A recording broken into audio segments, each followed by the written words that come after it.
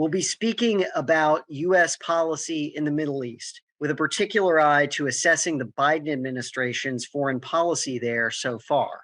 Our guest is Sean Yom. Dr. Yom is an associate professor of political science at Temple University and senior fellow at the Project on Middle East Democracy in Washington, D.C. He's the author of the 2016 book, From Resilience to Revolution: How Foreign Interventions Destabilize the Middle East, which is a favorite of mine, and this year of The Political Science of the Middle East, Theory and Research Since the Arab Uprisings. His PhD is from Harvard. Welcome, Dr. Yom. Thank you very much, John, and happy to be here. Absolutely. We're glad to have you. So our first question, President Biden has recently announced plans to visit Saudi Arabia and meet with its controversial leader, or de facto leader, Crown Prince Mohammad bin Salman, even though he had spoken during the campaign about MBS and Saudi Arabia being a pariah. Why do you think it is that he's reversed course? And do you think that this is the right move? Right, that's a great question. So I think there are two answers. The first one is that the reversal of course on his rhetoric, I think, was overblown. I think we have to recall that when Biden did make that promise to treat Mohammed bin Salman as a pariah and to hold certain regional governments like those of Saudi Arabia accountable for human rights abuses, I chalk up a lot of that firebrand rhetoric to a classic campaign move, which is simply to accentuate a difference between him and his opponent, which was Trump. And hopefully, it may be Trump again in a few years. We don't know. But it was certainly a stated policy difference on the campaign trail.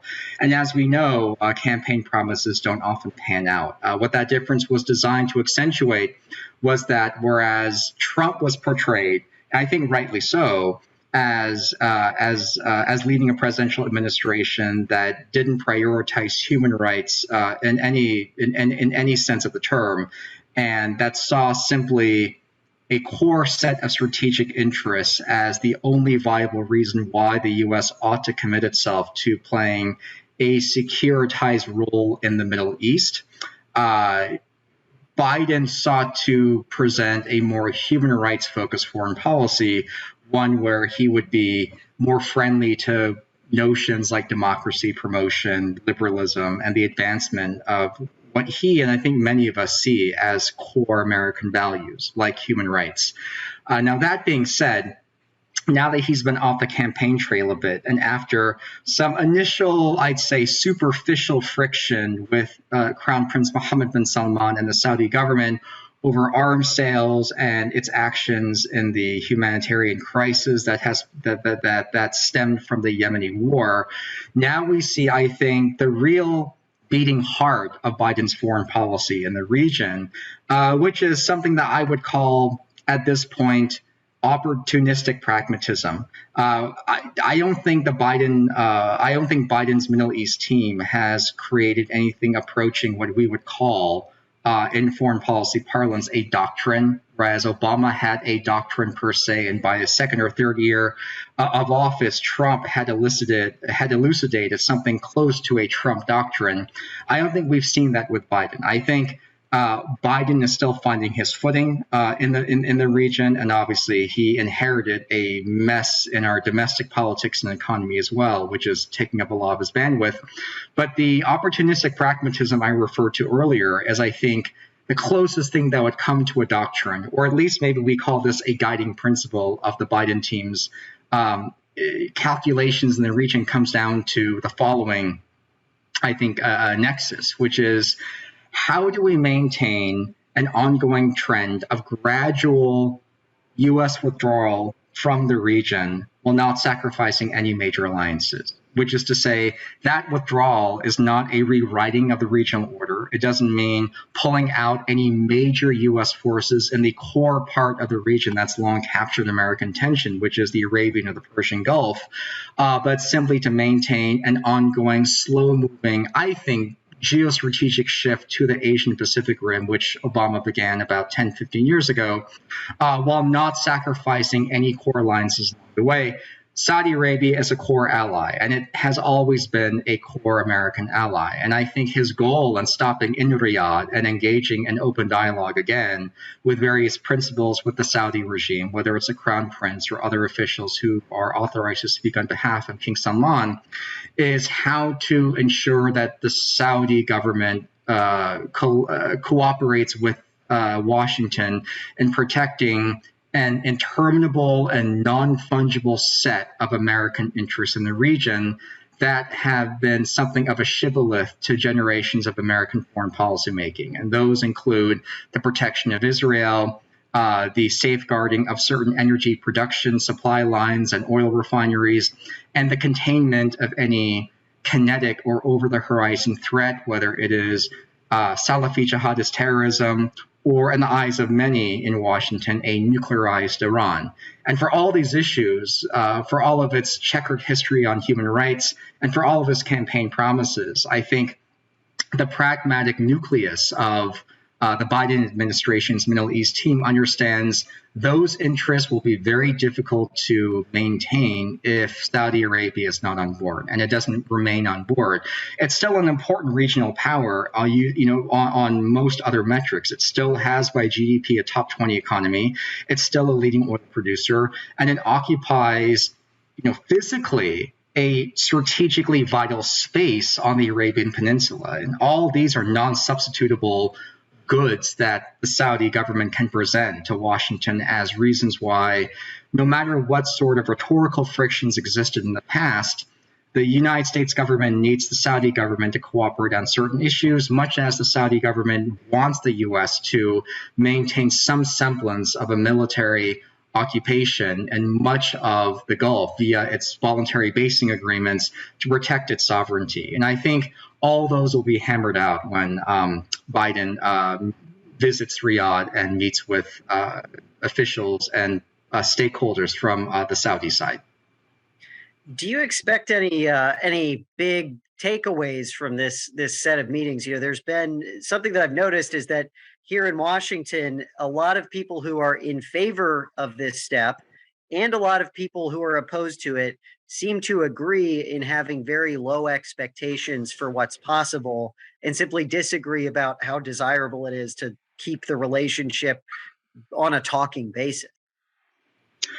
Yeah, no, that's a great question. I mean, I think there are always dreamers in every administration who overestimate the leverage they have with regional allies whose economic and military capacity seems to be dwarfed by that of American hegemony. And yet, when it comes to even minor perturbations of that policy, for various reasons, U.S. administrations, no matter which party that the executive derives from, simply cannot move the lever that much.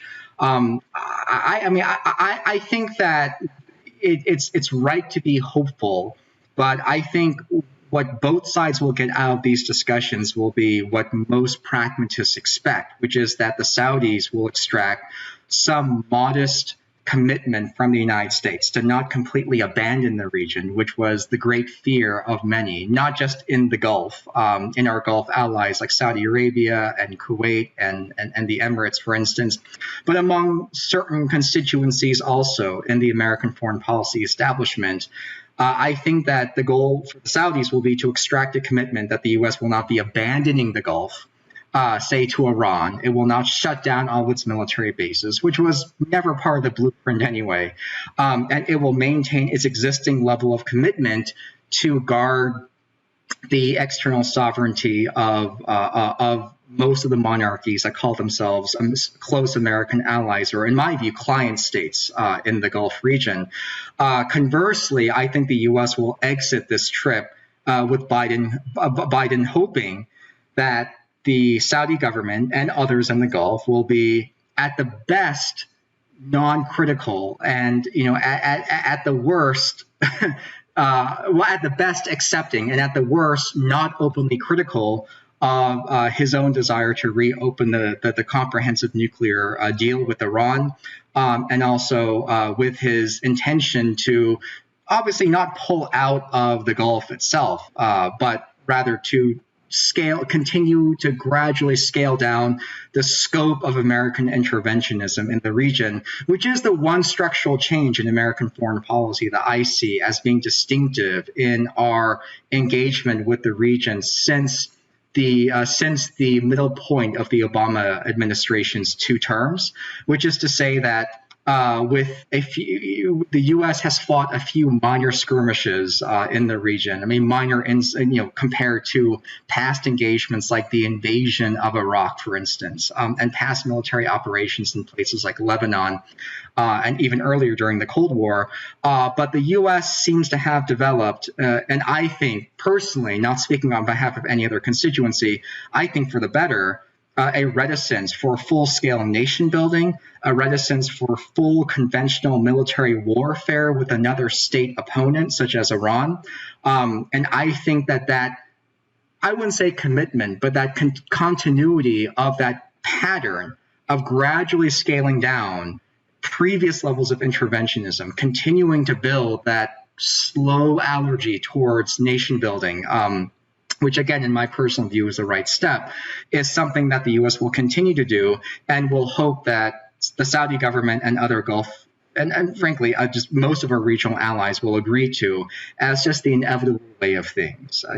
This is not to say that the era of American hegemony in the Middle East is over, because hegemony is measured in many ways, but I think it does mean that, at least for now, there are no longer credible expectations that the U.S. will launch an all-out Iraq 2003 style invasion and occupation measured not in years but in decades of a sovereign country in the Middle East. And that's been the definitive change in U.S. foreign policy over the 2010s. That's something that the Biden administration has no interest in reversing. And that pattern, I think, will continue throughout the rest of his term. And that's a stance that I think this administration wants its Arab allies to recognize. That's a non-reversible pathway the U.S. is going down, absent some catastrophic events such as the Iranians openly attacking a core U.S. ally like Israel or Saudi Arabia with conventional military forces, and so conventional war returns to the region, or a 9/11 style horrific attack on the American homeland that some terrorist movement or regional government claims unambiguous responsibility for, which might then necessitate another U.S. entry back into the trenches of regional conflict and what I myself and many other regional scholars would call not just warfare, but war making. So on his way to Saudi Arabia, Biden will be stopping over in Israel. And today, Israeli Defense Minister Benny Gantz said that in the face of Iranian belligerence, I'm quoting here, what is needed is not just cooperation, but also a regional force buildup with American leadership. What do you make of that proposal, and how do you think Biden will react to it? How do you think he should react to it? I read that as a plea, not unlike those that some of Israel's allies in the Gulf kingdoms, like the Emirates and Saudi Arabia, have given to the U.S., frankly, since the Obama administration, which is, if you have any plans to draw down your commitment to interventionism in the region, please stop that drawdown and re-engage, and do not be afraid to commit your forces and your resources to waging full-scale war. The target everyone has in mind is Israel. And I think the fear among much of the current Israeli government, including most of the parties that comprise its coalitional backbone, as well again as certain Gulf allies. And of these, the Saudi and Emirati governments are on the front lines. I think their shared fear is the following: that Iran is acting and has been acting since the occupation of Iraq in the mid-2000s to stretch its regional muscle, to act unilaterally, and to push back on either Western influence or Arab or Israeli, I think, security doctrines in other parts of the region.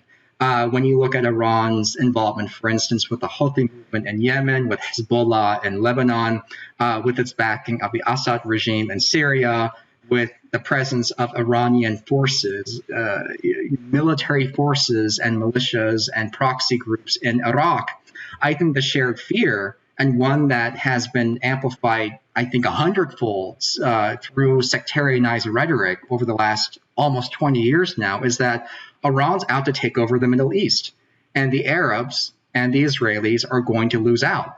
And what the shared fear connotes is that since the U.S. remains the virtually uncontested hegemon of the region, if Iran's true vision is one of regional domination, this so-called Shia crescent of conflict and violence that not just the U.S. but so many of the U.S.'s Arab allies like Jordan warned about nearly 20 years ago, then only the U.S. can push back. And it would push back through, as Gantz said, through a concerted buildup of regional forces led by the United States. Now, another way to read this is to say that if there is going to be any conventional future conflict with Iran, then I think the Israelis and some Arab allies would participate, but they don't want to lead.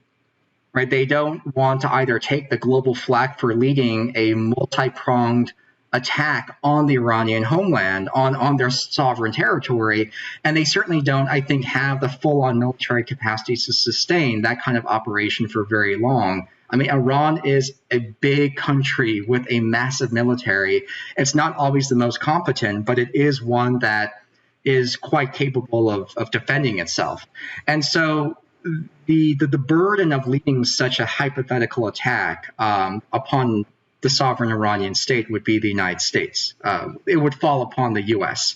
And the fear is that if the U.S. holds true to its drawdown of its previous interventionist commitments in the region, and Iran continues to flex its regional muscle and makes even more menacing gestures towards other states or other theaters in the region, such as directly threatening Israel or threatening to attack Saudi Arabia or the Emirates directly, then who will fight back? Who will lead the charge against Tehran?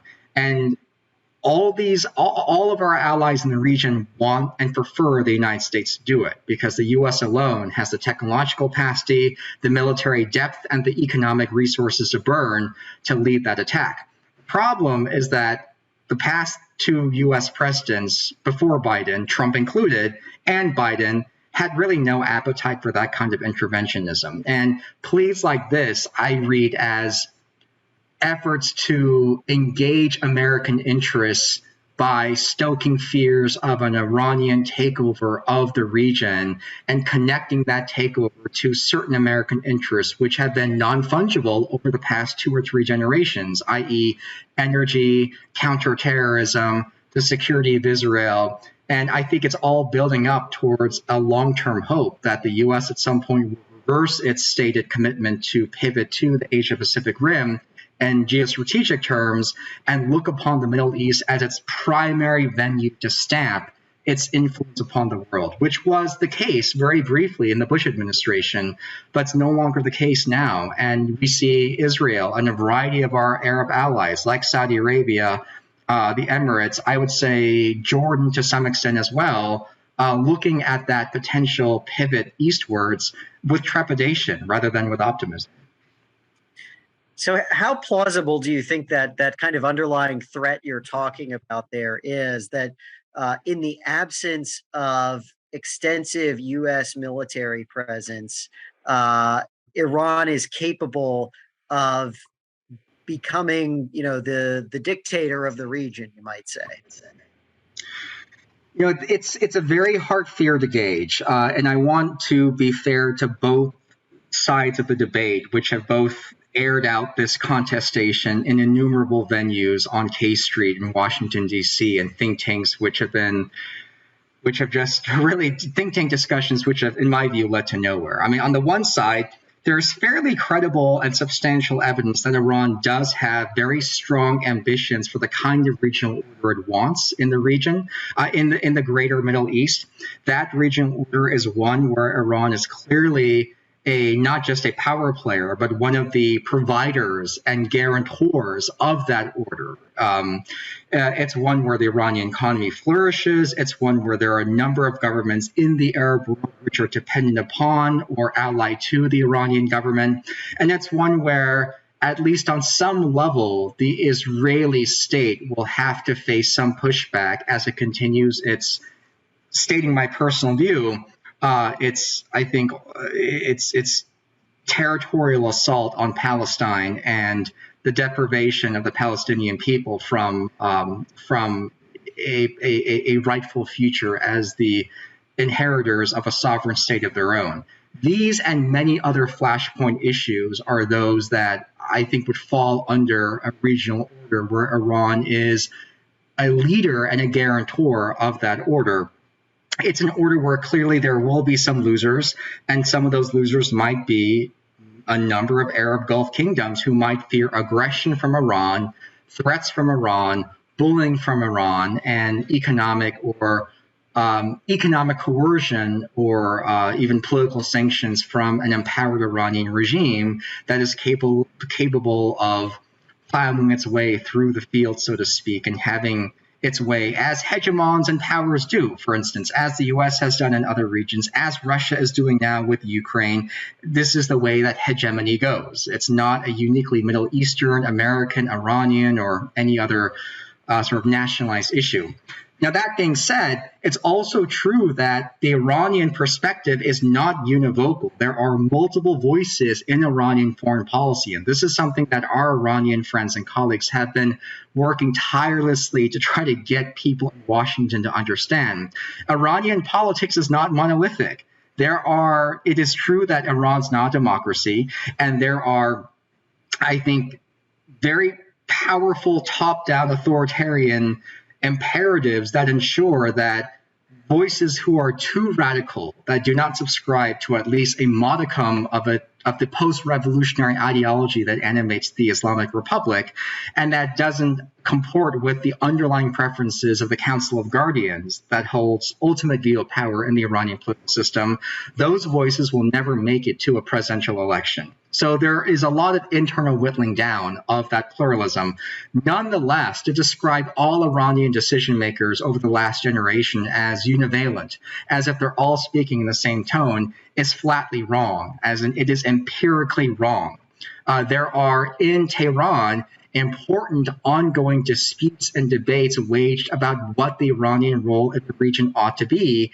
And these debates are not taking place in a vacuum. They are interacting constantly with with what some Iranians see as Western encroachment, as American aggression, and as a counter push to contain Iran back to the Iranian sovereign space and to deny Iran deny to what some Iranians deny to them as their rightful place as a guarantor of regional order. And my fear is that under the Trump administration, the anti-Iranian rhetoric was ratcheted up to such a hyperbolic degree in Washington. And that manifests obviously in the scuttling of the nuclear deal and the emplacement of new sanctions and so forth, that anti-Iranian rhetoric empowered more of the hardliners who we would not, in an ideal world, not like to see dictating all of Iran's actions in the region, and greatly undercut the position of what we might call moderates, which is a misleading term in many ways because it's a Western English term, but it's just one way to distinguish different camps in Iranian foreign policy. Their undercutting and undermining, I think, came when certain hardline voices in Iranian politics could point to the Trump administration and say, see, they really do hate us. So what stake do we have in the region? If we let the U.S. have its way, then we will have no voice in the region. It will be even worse than it was before. So we might as well consolidate the political, strategic, and social gains we've made in places like Lebanon, Yemen, Syria, Iraq, potentially other places as well, with Hamas and Palestine, for instance, in hopes that no matter what the Americans decide with the Europeans in the coming 3, 4, 5 years, we will be negotiating from a position of strength, not weakness. And that is in a nutshell, what some hardliners said in Iran, and that's what they are committing to. And I think that's partly the reason why we haven't seen, unfortunately, a resuscitation of the Obama-era nuclear deal. Yeah, well, and how do you think on our side, how has the Biden team handled the nuclear deal? Obviously, Biden himself was part of the Obama administration, which signed the deal, was supportive of the deal, said he would get back in the deal, but the deal has not yet come back. Right. I mean, so there have been stop and start negotiations, primarily in Vienna, between Iranian and U.S. negotiators over the past year. And there are many people, both on the American left and on the American right, who point to the failure of both sides to reach agreement as proof that you can't negotiate with the Iranians, that you can only contain them and punish them, and they only know the language of strength and power and force and coercion. The problem with that narrative is that all diplomacy takes place in a context that is bigger than the diplomacy itself. And in one of my favorite podcasts, one of the sort of mottos of the podcast is "Context is king," and I think context is always king when it comes to diplomacy. I mean, the negotiations between the U.S. and the Iranian team began about a year ago against a backdrop of an administration in Washington that was clearly distracted from the domestic mess inherited from the past few years, a post-COVID economic recovery, and a number of other issues. And then you have the June 2021 elections in Iran, where a very conservative hardline figure, Ibrahim Raisi, becomes elected as president of Iran, and some of the promises, the informal promises made with figures, with stakeholders in Iranian politics through back channels, in the previous months went out the window because now you have a completely different presidential administration putatively in charge of the day-to-day operation of the Iranian state and foreign policy in place. So not only do you have that weighing in on the context of the diplomacy, but then the Biden administration was dealing with a number of other sticking points that it inherited from the previous administration. Among them, that I personally find to be very relevant is the federal terrorism designation given on the Islamic Revolutionary Guard Corps, which to most Americans, I think, a pretty obscure institution, but it's a very important one. It's an official column of the Iranian military. It's one that has both domestic and foreign operations, and it's one that clearly has been engaged in aggravating or destabilizing conflicts or conflict zones in the region. They were involved in Iraq, for instance. They were involved in Syria. And you could, I think, defensively say that some of their actions resulted in the worsening of those conflicts and perhaps even the bolstering of terrorism. So, but the humdrum labeling of the IRGC, the Islamic Revolutionary Guard Corps, as a terrorist actor, I think hamstrung Biden in the following way. It's not as if this, before the Trump administration levied that label on the IRGC, which brings its own host of federal laws, which are triggered the moment anyone's designated a terrorist, for instance, under federal law. The moment that label went on place, a whole host of additional trigger sanctions went into action. Now, the Biden administration faced an Iranian negotiating team and also demands from an empowered hardline government under Raisi after June 21 that said, in order for us to move forward, undo what Trump did, release the terrorism designation on the IRGC. That was one of the symbolic issues that, at least on two clear, verified occasions, the negotiators said, all these talks are a non-starter unless you can prove in good faith you were undoing that terrorist designation. The problem is that the IRGC is not by itself a benevolent actor, and it's hard to rally bipartisan support or even Democratic support from Biden's own party to remove that terrorism designation without looking, quote unquote, soft in the eyes of some of this foreign policy community in Washington. It's also not as if the IRGC at the same time, and paradoxically, needed to be labeled a terrorist actor to be frozen out of the normal financial networks and military trading markets that the U.S. partakes in. It's not as if they were an active visitor to the Pentagon buying U.S. weaponry. It's nothing fundamentally changed once they were labeled a terrorist actor by the Trump administration, except the Iranian government interactively looked back upon that action and said, okay, that's one more thing that has to be undone for us to come in good faith to Vienna and negotiate with you. And Biden hasn't been able to rally the political capital necessary to undo that terrorist designation. And that's been in Vienna so far, and in other back channel efforts, one of the sticking points between the US and the Iranian team. And there are obviously others. The Iranians, I think the Iranian negotiators are feeling empowered now by their hardline stewards. They don't want to be as transparent as they should be with their nuclear program, which is nearing obviously a critical stage in terms of having enough weapons-grade uranium to make an actual viable set of nuclear armaments. I mean, that's an empirical fact as well. That shouldn't be ignored.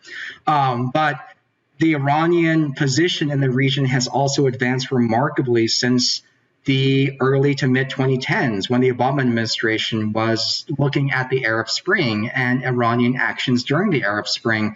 Iran is even more entrenched in Iraq now. It's more entrenched in Syria. It's more entrenched, I think, in Lebanon.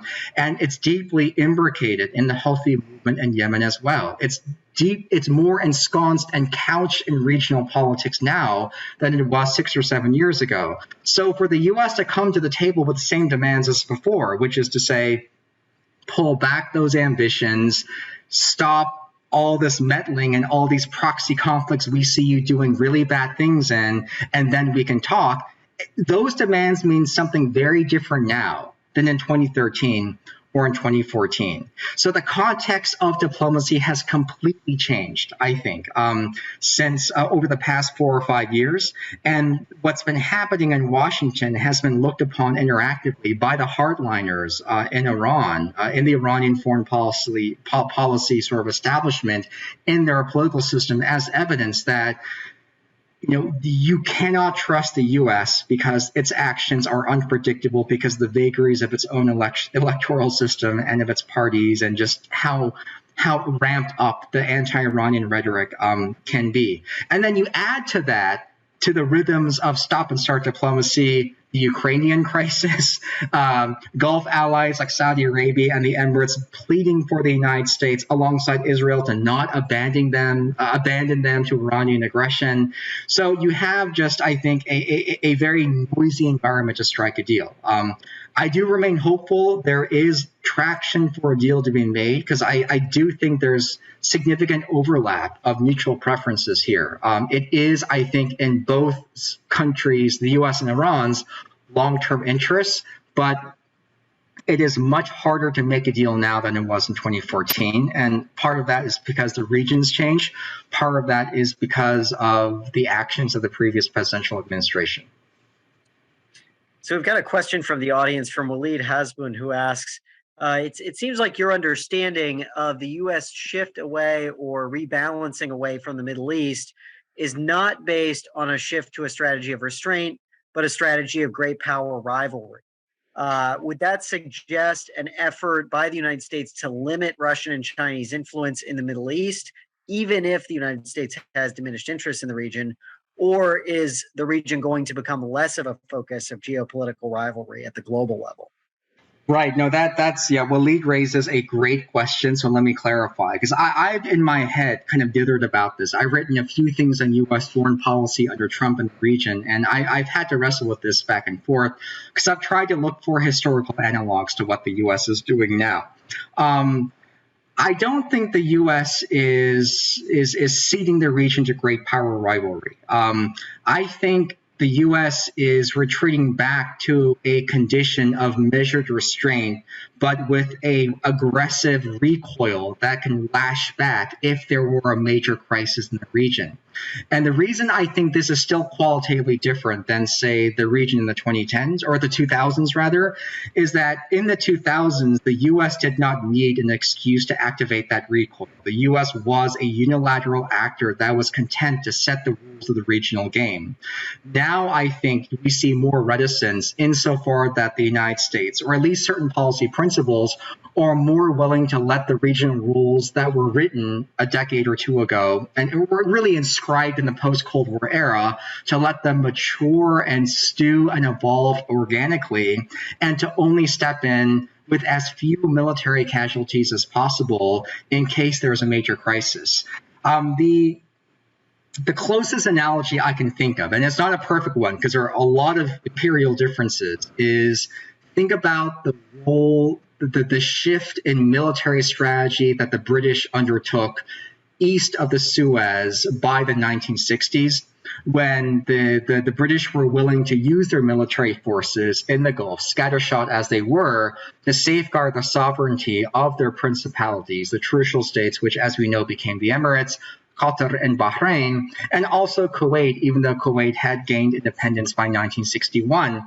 The British engaged in a number of relatively small military actions in the Gulf space in the 1960s. Think the sending of troops to Kuwait to ward off a putative Iraqi threat of aggression when Kuwait gained independence in 1960 and 1961. Think about the Dhofar rebellion in Oman in the mid to late part of the 1960s. But in general, Britain at the time, because of its fiscal limitations, and I think just sheer post-World War II hangover military exhaustion, wasn't willing to commit to a large-scale conventional conflict.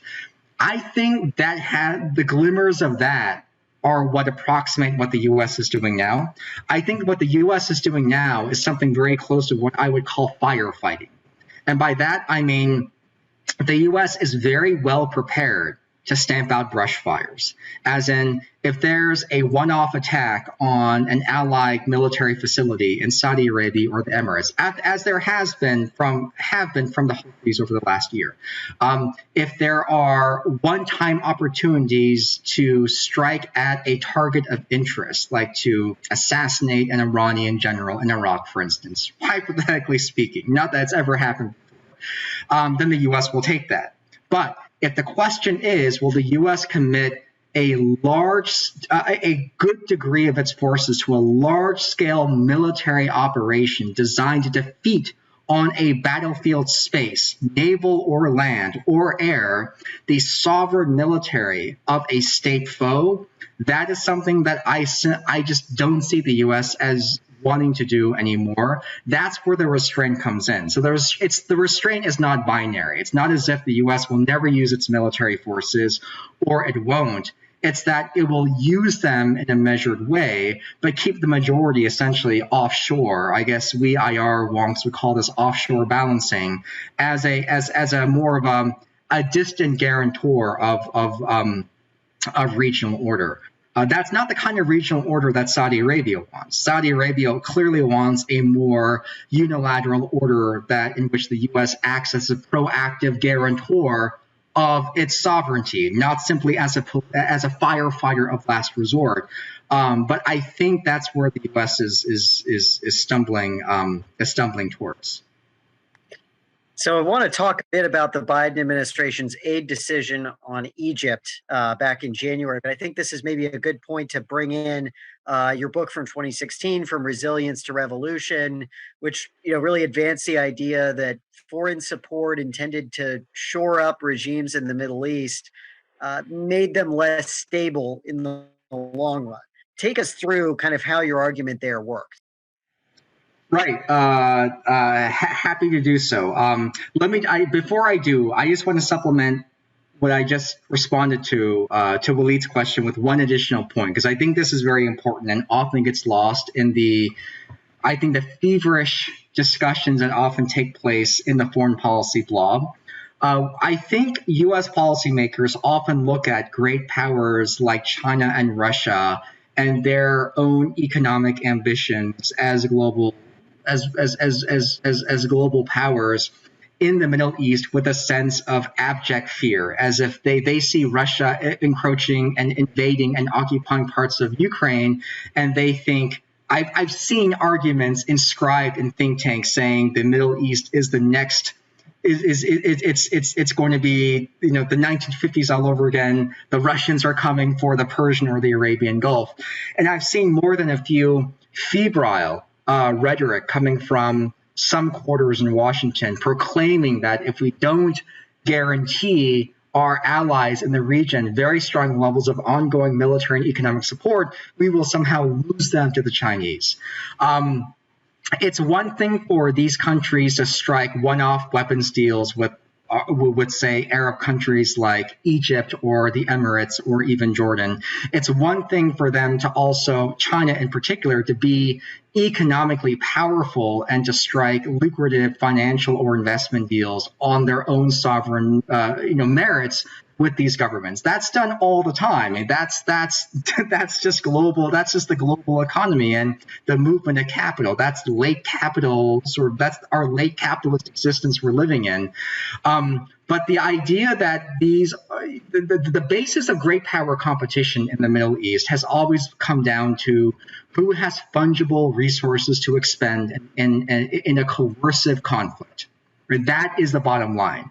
It's not how many investment deals you can make with the Egyptian government or with the Algerians. It's not, can you sell me more Soviet-era tanks or Block A F-16 fighting, Falcon jets to the Egyptians. It's at the end of the day, when push comes to shove and the ultimate expressions of coercion have to be uttered within a finite geographic space, who has the goods? Who has the men? And it's almost always men doing the fighting. So I say that not, I genderize that for a reason. These are men making decisions in a very patriarchal way, looking at the region as we are wont to do as a strategic chessboard. At the end of the day, who has more men to commit to a war, more blood to spill, more money to buy weapons with, and more forces to commit to in that putative battle space?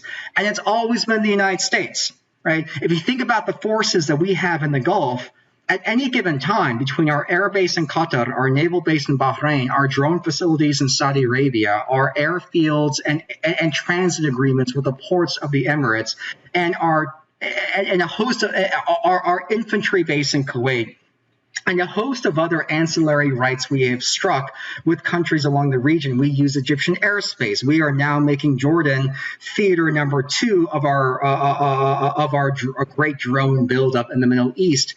There is no country in the world that for the next generation can remotely approximate that sheer concentration of military hardware. I mean, we can put 3 nuclear aircraft carriers in the Gulf with 1 week's notice.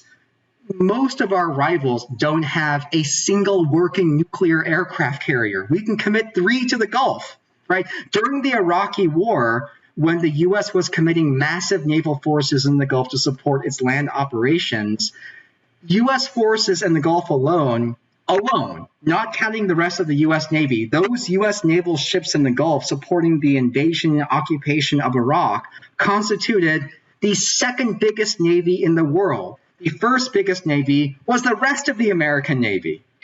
So I think it's one thing to be wary of Russian or Chinese influence in the region, and that's an important debate. But I think true great power rivalry, as classically understood, comes down to who has the goods when it comes to coercion. And I don't think that the Russians or the Chinese are remotely close to matching just the sheer agglomeration of physical hardware that we've stationed in the Middle East right now. The actual, like the planes, the troops, the tanks, the radar equipment, the intelligence assets, the drone bases, the special forces. I mean, this is an ecosystem of coercion here. And we don't have to use it, obviously, to intervene. And obviously, we have not to a large extent over the last 10 to 15 years. But it's one thing that the U.S. is not surrendering anytime soon.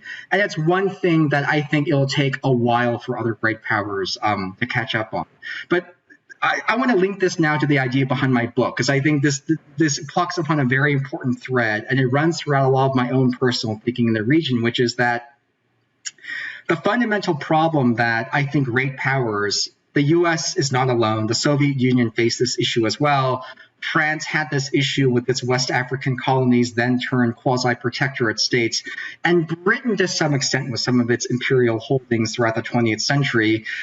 The fundamental problem that global powers often face when they want to stamp that influence in regional theater or space is, how do we ensure that the right kind of governments are in power? Governments which will trade with us, which will give us spacing agreements, which will give us access to their markets or natural resources, and even if they were sovereign and independent, will comply with all of our strategic interests in terms of wanting access to their land, wanting access to their oil, wanting access to their territory, their population, and wanting to enlist them in some broader ideological battle, i.e., the West versus communism during the Cold War.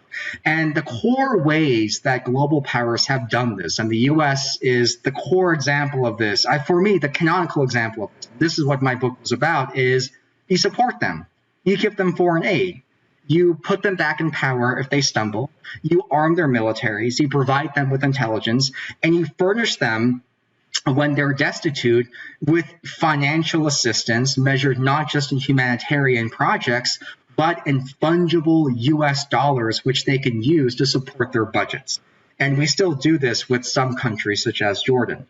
That is the conventional idea. That is what we would call patron state, client state, patron-client relations, clientelism, informal empire, quasi-protectorates. There have been a lot of stylized terms for this. The new imperialism. There have been many terms for this over the years.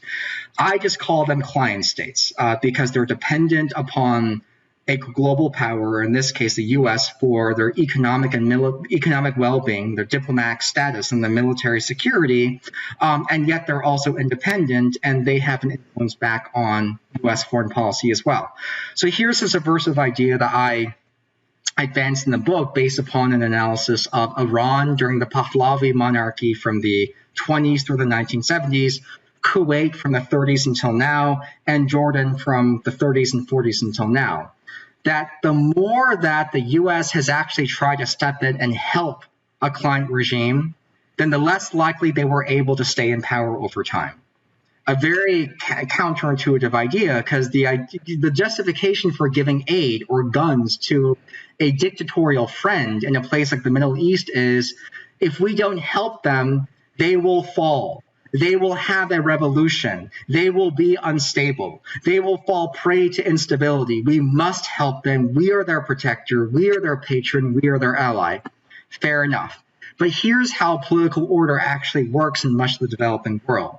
A new regime comes to power at the cusp of the post-colonial dawn. The country gains independence, and that new regime has to consolidate. Those regimes are very seldom democracies. They're usually some form of a dictatorship. So that dictatorship has to consolidate power. How? It has to repress opposition. It has to buy support from some parts of the population. It has to win over some parts of society with the idea that that regime, that monarchy, that dictatorship, that ruling party is legitimate, rightful ruler of that population and of that country, right? So that is the nominal way that political order is cemented. It's often violent. The births of these new states are often conflict-ridden, and it's quite messy. So hypothetically, in steps the United States, say Iran in the 1950s, or in the case of Kuwait, Britain in the 1930s, or with Jordan, the US in the 1950s.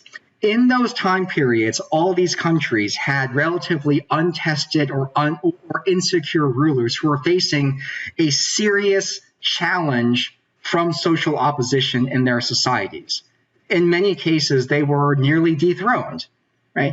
Now, what I found is that when a global power like the US, or in Kuwait's case, Britain, if they chose to step in and help out that dictatorship by providing troops, for instance, to take back land, economic aid to pay for the budget so it doesn't have to negotiate with local merchants for taxes, or political support and intelligence so that they can wipe out the opposition, it's almost a Pyrrhic victory, because that regime uses that external support to indeed wipe out the opposition, to bankroll its treasury, to rearm its dilapidated military. It buys short-term stability, but at the cost of alienating society.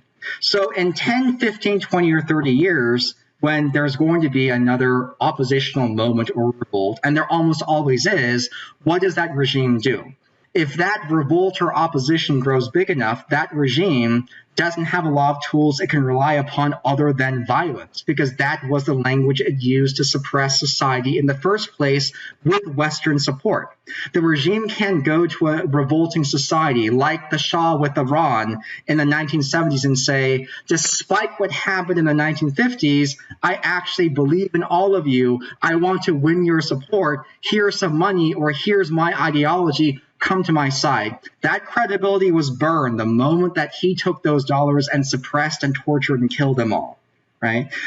So the determinants of who wins those revolutions are not foreign, they're domestic.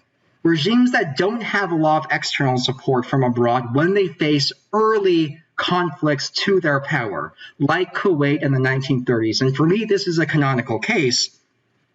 They learn to bargain with their societies. They learn to read their populations. They learn to negotiate political deals with different parts of their society so that, they have to do that because there's no helping hand. They have no choice. Britain is not going to land troops to wipe out the Kuwaiti opposition in 1938. The only alternative is to bargain with them, to win them over to your side instead.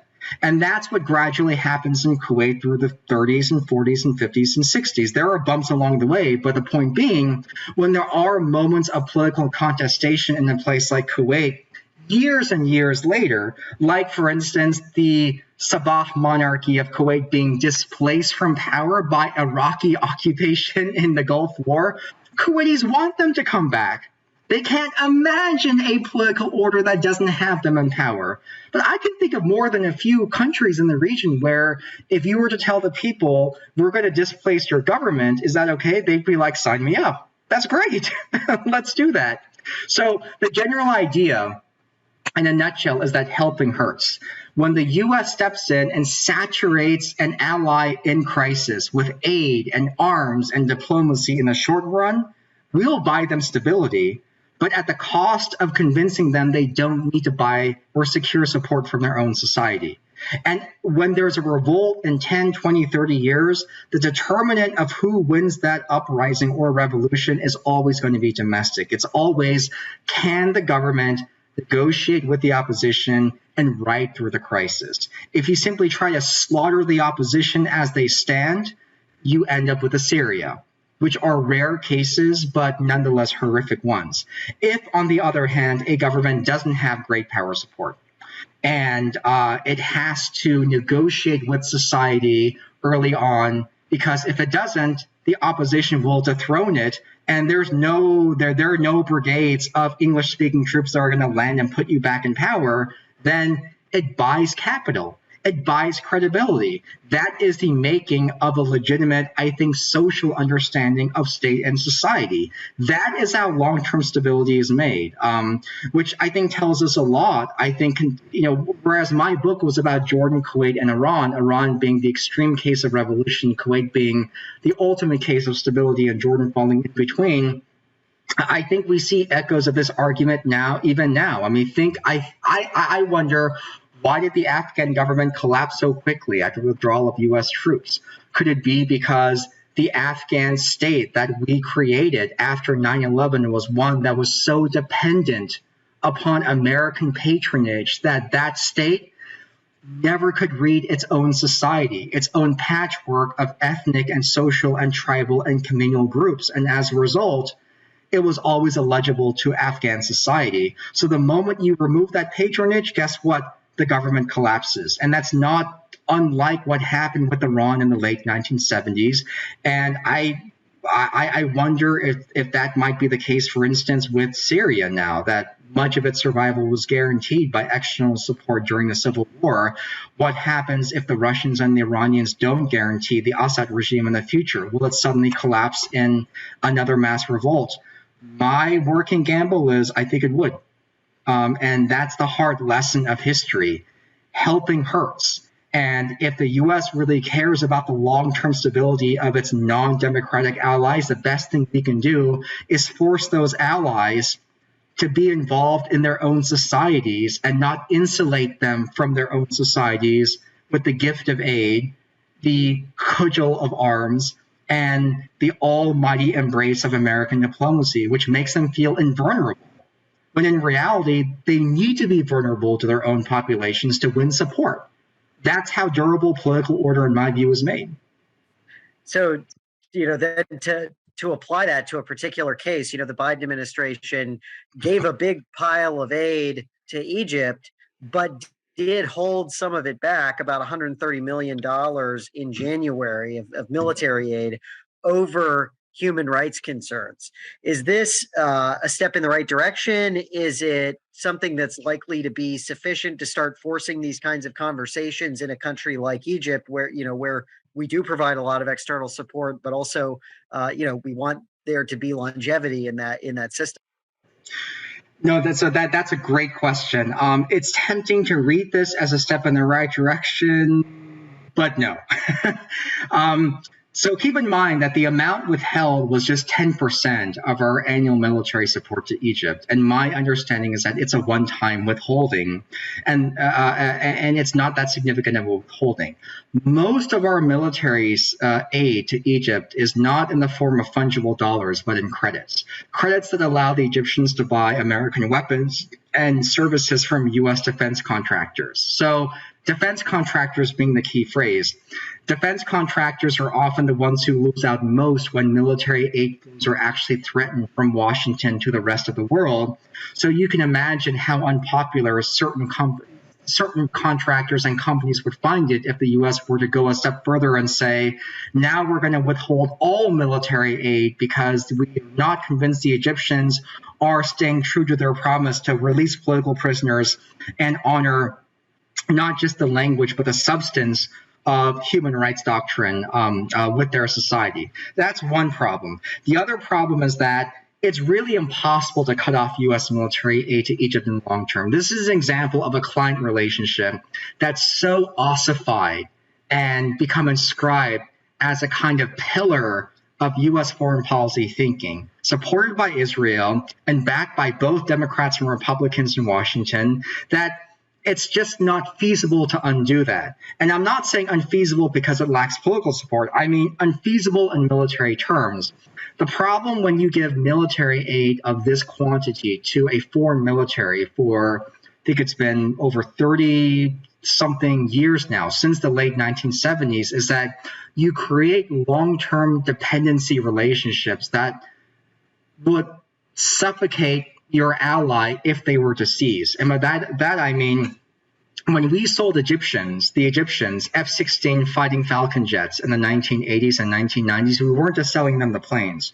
We were selling them multi-year service contracts for U.S. technicians and military personnel to come back, train Egyptian pilots, service the planes themselves, upgrade them every 5 or 10 years, and to actually do the upkeep on that part of the Egyptian military.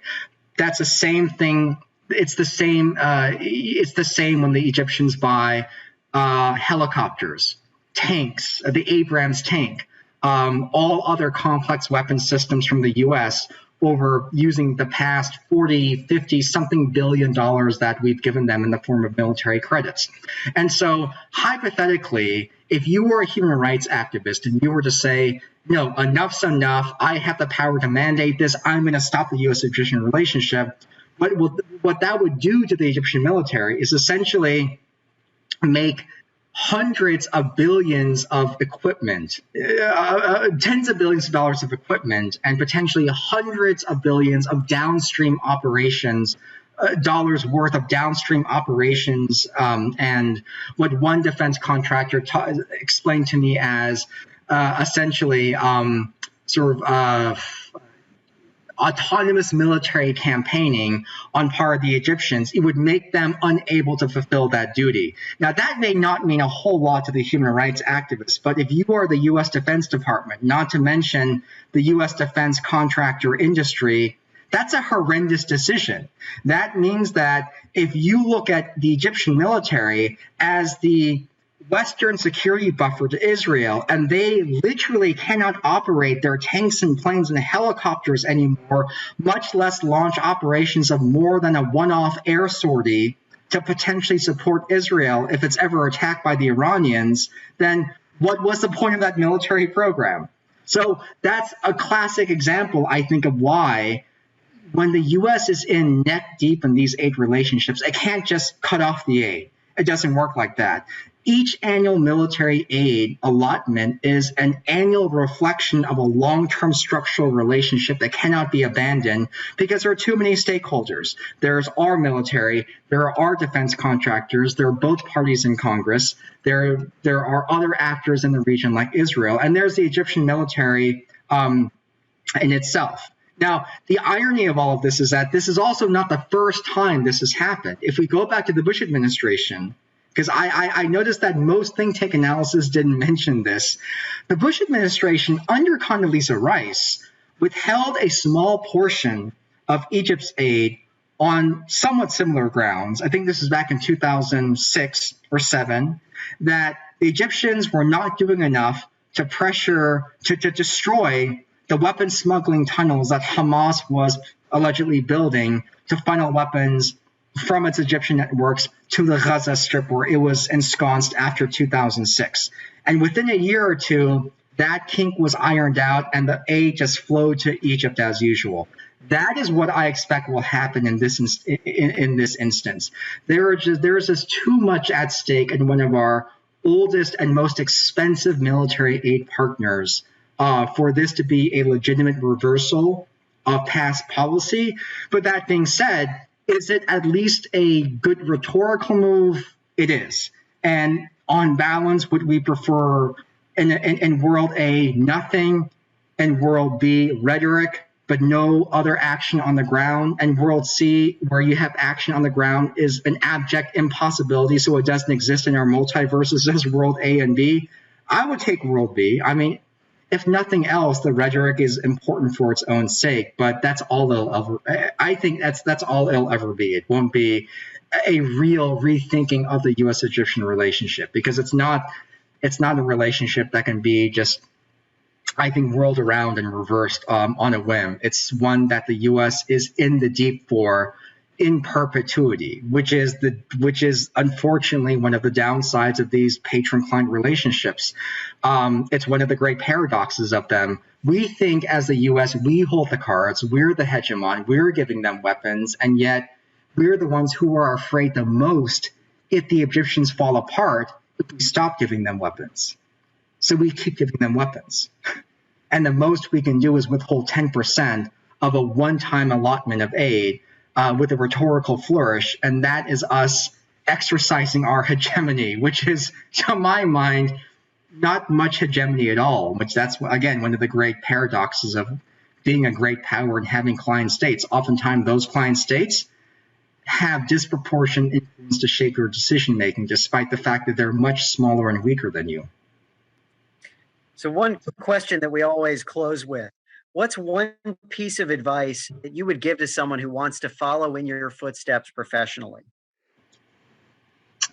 Wow, that's a great question.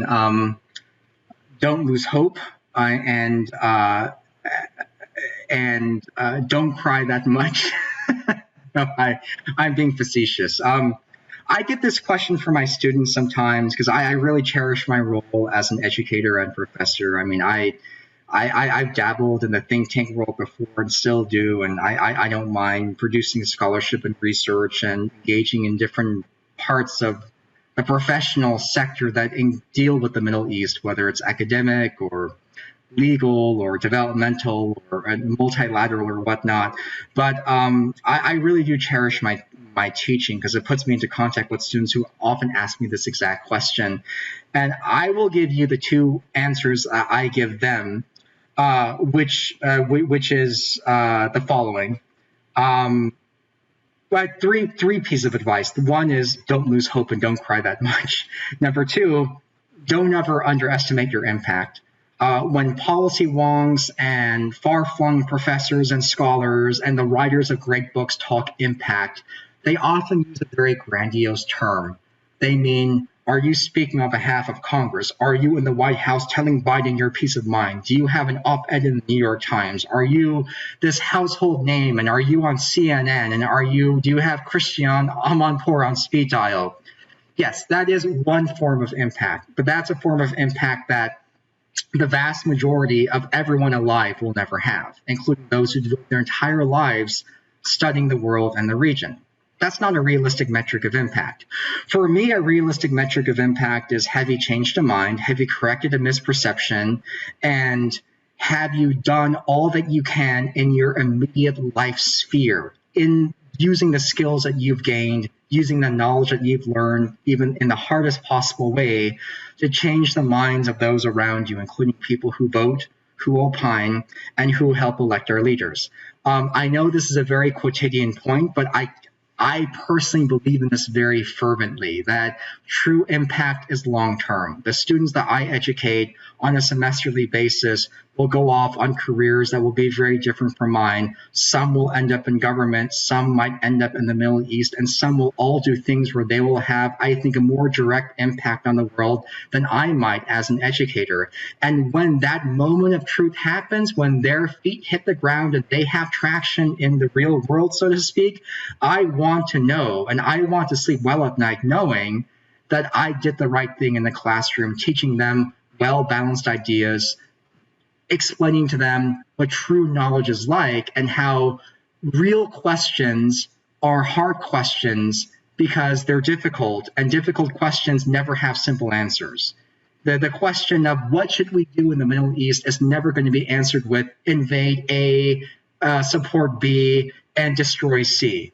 That's not an appropriate response, and that never will, even though that is often the response that we seek through our social media news feeds and so forth. So never stop changing minds and never stop correcting misperceptions, even if it's in the most quotidian way, at the dinner table with your family, with your friends, at your hair salon or whatnot. That is exactly that's the sort of impact that's where impact starts. And that's just the beginning. The second piece of advice I would give is, or the third and final piece of advice I would give is just stay humble. This is coming from someone who started learning Arabic 20 years ago, spent collectively years bouncing around in the region between Morocco and Tunisia, and then a bit in Lebanon, and finally spending the most time in Jordan and Kuwait, realizing that there's someone out there who can probably match your knowledge and run circles around you analytically. There is someone out there who can do that. So even if you've mastered a subject area, whether it's a language like Arabic or Arabia, whether it's a country like Egypt, it's a topical area like U.S. weapons sales or security assistance to a place like Morocco or Saudi Arabia, just know that you don't know everything just yet. And there's always going to be someone who knows more than you. So stay humble. I think we're all stumbling towards building a ragged consensus about the best way that we can build successful forms of governments and economic systems in the region through our own way, through education, through advocacy, through our own norms and ideals, while doing the least harm to those we encounter along the way. And along that pathway, we're never going to be the only ones in the room of knowledge. So acknowledge others who do know something as well, and just know that knowledge is best created in that community. And I would finally just add as an addendum that if there are students in the audience who are thinking about starting a PhD, accumulating regional knowledge, learning regional languages, and or working for the government, and beginning essentially a long journey to get you from point A to point B, the best piece of advice that I can give, and the one that I'll close on, is don't imagine that journey as a distance to point B. Imagine that journey as a distance that's traversed since point A, right? And I kind of had to remind myself this when I started learning Arabic, for instance, 20 years ago, because it can be a very Arabic and a few other languages like Mandarin and Korean. And Korean's my heritage language, can be demoralizing languages to learn because they're so difficult. And the thing that a lot of us learn very quickly is that if you gauge your success on a journey, on a PhD, on reading 20 books, on writing a book, on learning a new language as how close am I to finishing, how close am I to becoming an expert, you're always going to be disappointed until the moment you finish. And that's a very demoralizing journey to lead, because you're going to be upset most of the way. If you think about that journey as an uplifting one, because every day that passes, you're this much more advanced from point A, your starting point, I like to think of it as that's an uplifting one. That's a constructive narrative. That's one where you can say, I don't know how long it's going to take for me to reach point B, but I know that I am farther away from where I started today than where I was a week ago, a month ago, even a year ago. And at this rate, I know I'm going to get to my destination. I just don't know when. But of all the uncertainties we have in this world between inflation, conflict, war, and the future of the Middle East, not being able to pin down the exact moment you're going to finish a program or write a book or read those 20 books or learn that language, not being able to pinpoint that exact time coordinate, that's a relatively small tragedy I think we can all accept as long as you get to that point B. That's an acceptable level of uncertainty, and one that we all learn to wrestle with as we deal with the bigger issues of life. All right. Well, with that bit of wisdom, thank you very much, Dr. Yom, for spending your time with us. Thank you to all of you for attending. This has been another digital discussion with the John Quincy Adams Society. Everybody have a wonderful evening. Thank you, everyone.